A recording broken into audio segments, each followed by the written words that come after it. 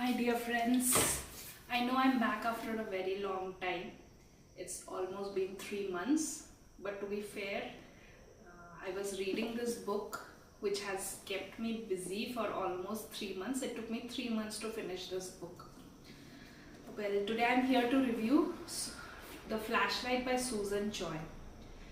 This book was shortlisted for the Man's Booker Prize in 2025. So, why did it take me 3 months to read? As you all know, I am a very fast reader. This was not that easy read. This book follows the life of a Korean immigrant who lived in Japan post World War II. He grew up in Japan, identified himself actually as a native Japanese until he realized that no, he wasn't. He was actually from a different country. He studied, however, had to face ethnic differences and injustices secondary to not being a native Japanese.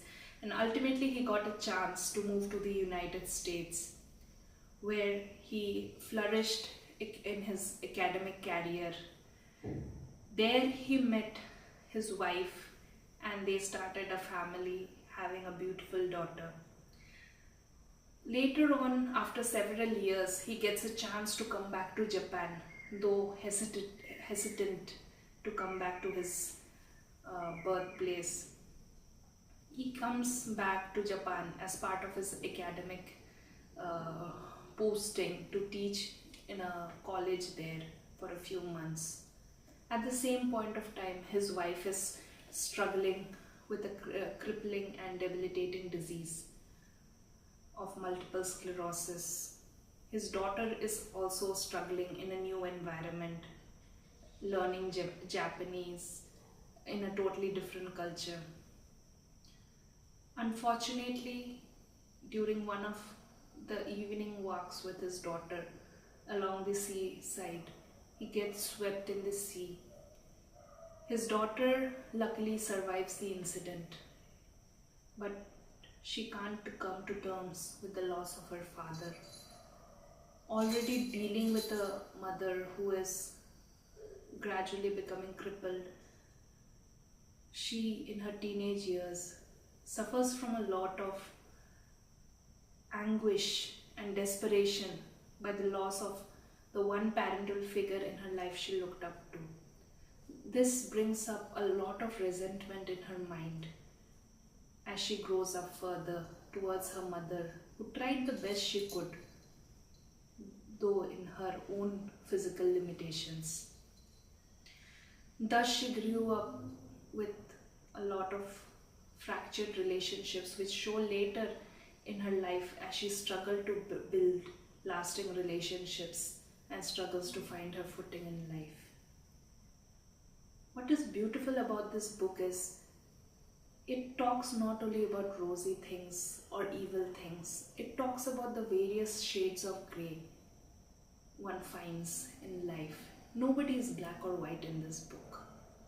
Nobody is totally peaceful. Nobody is totally evil in this book. Everybody has different perspectives to the same situation, and everybody has different ways of living through life. This book talks about anguish, of loss, of resentment, of difficult family dynamics between lovers, between couples, between step siblings, between parents and their children. It talks from the point of view of Sir, the protagonist, from Anne's point of view, who is the wife, and Louisa's point of view, who is the daughter in this story. What struggles they each face while navigating the journey of life. Later on in her life, in Louisa's life, there comes a turning point when she is shown a mirror to all the events that happen, and she basically life comes a full circle for her. This book gives a lot of tugs at your heart. It is something which stays with you for a long time even after reading it, thus making it a very difficult read. It also talks about the impact wars and insurgency and communal strife have on common people. How people deal with loss of their loved ones amidst conflicts between two political entities. So this book is basically, it talks about so many difficult emotions. It's not a book which at the end of which you will leave smiling, but at the end of which you will feel emotionally whole because you have lived the book through its characters. And I must really commend Susan Choi for being able to tug so hard at my heartstrings. It is not easy for one to actually hate the protagonist when you're reading about him or her, or actually be angered at the actions of someone, or actually just be melted by a loving action of someone. This, you live this book while you read it, and that's why it is such a difficult read.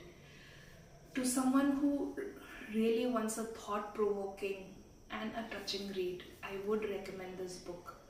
But be strong while you read it because it's not for delicate minds. There is no overt violence in this book, but it is all the daily actions or daily gestures in life which make it so hurtful and beautiful at the same time. I would rate it a 4.5 out of 5, and definitely a very good and difficult read. It's an elegant book, so to say. So, well, I would like to know what you felt about this book after you read it. Please drop your comments below if you have read it. If not, I'd recommend you to get to it. Give me some more reading suggestions if you will, so that I can think of ideas for my next reviews. And please like, share and subscribe my channel. See you. Bye.